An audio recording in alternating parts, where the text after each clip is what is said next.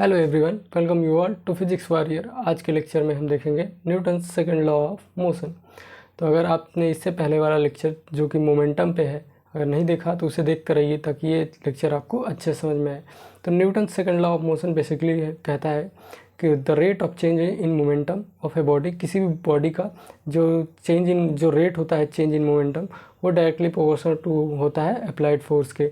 Means जो body पे force हमने अप्लाई किया है उसके वो डायरेक्टली प्रोपोर्शनल होता है, और जो उसकी जो डायरेक्शन होती है वो फोर्स की डायरेक्शन होती है जिसमें हम जिस डायरेक्शन में फोर्स लगा रहे हैं। तो वही है, the rate of change of momentum of a body is directly proportional to the applied force and takes place in the direction in which the force act.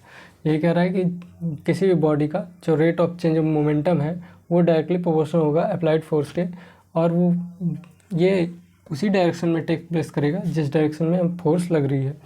तो Newton second law of motion हम इस तरह से लिख सकते हैं, force is directly proportional to change in momentum upon time taken.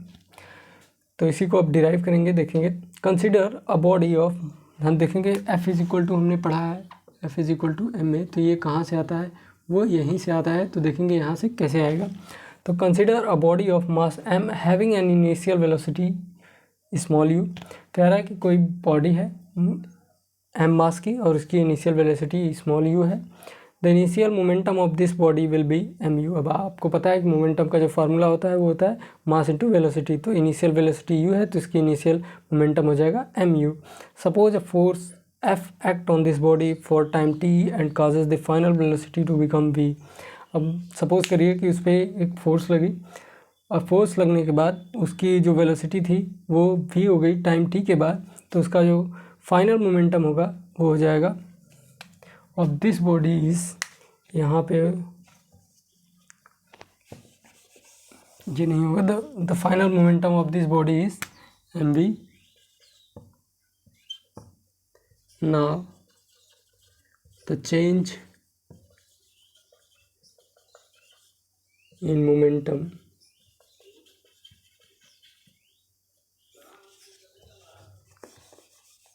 यहाँ पे लिख लेते हैं इन मोमेंटम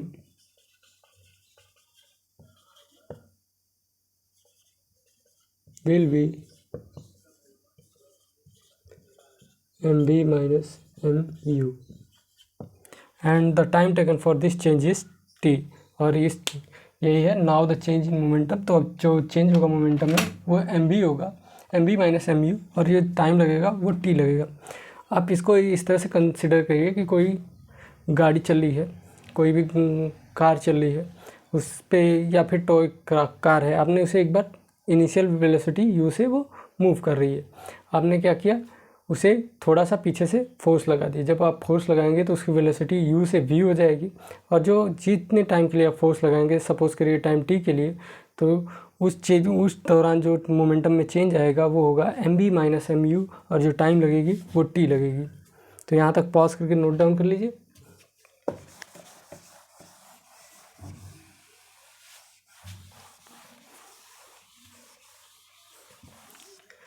फिर इसके आगे लिखेंगे, so from Newton second law of motion, Newton second law of motion, उससे क्या हो, Newton second law of motion क्या कहता है, F is directly proportional to change in momentum upon time taken. तो चेंज इन मोमेंटम हमारे पास है M B minus M U, M B minus M U upon time taken is equal to T. इसे हम लिख सकते हैं F is directly proportional to, M को कॉमन ले लेंगे तो हमारे पास बचेगा V minus U upon T. अब आपको पता है कि जो change in velocity, the rate of change in velocity क्या होता है, इक्वल टू होता है एक्सेलरेशन के इक्वल होता है, इज इक्वल टू ए। तो हम यहाँ से लिख देंगे F is directly proportional to M A. अब आपको पता है कि हम प्रोपोर्शनलिटी कांस्टेंट हटाएंगे तो यहाँ पे आएगा हमारे पास के एम ए, और जब इसको के क्या है कांस्टेंट है,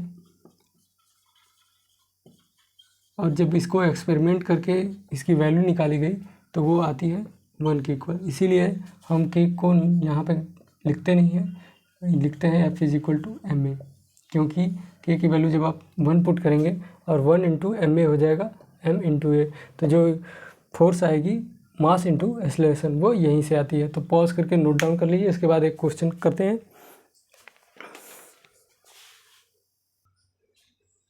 नेक्स्ट क्वेश्चन है, what force would be needed to produce acceleration of 4 metre per second square in a ball of mass 6 kg।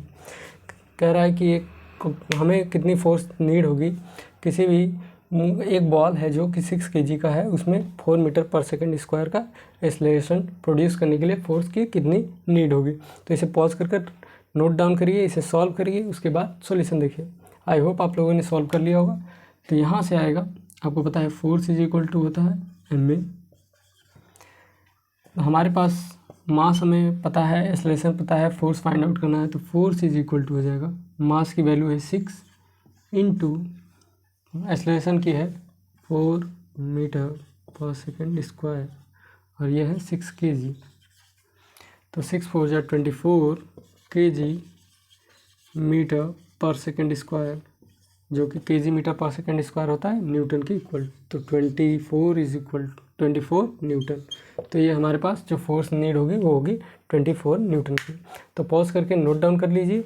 मिलते हैं नेक्स्ट लेक्चर में नेक्स्ट टॉपिक के साथ, जो कि है Newton's third law of motion. तब तक पढ़ते रहिए। All the very best.